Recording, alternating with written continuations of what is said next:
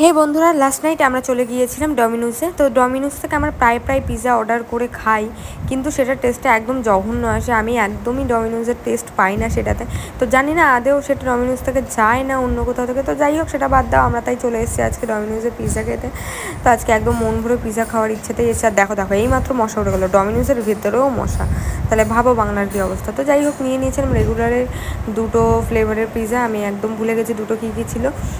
এটা অনিয়ন আর কি একটা ছিল, যাই হোক নাম হবে কিছু একটা। আর যেটা এখন বলছি সেটা তোমার কর্ন চিজ কর্ন এরকম কিছু একটা ছিল। আমরা একদম চিকেন পিৎজা খেতে একটু কমই পছন্দ করি, চিকেন দেওয়া নর্মালি টেস্ট ভালো লাগে আমাদের।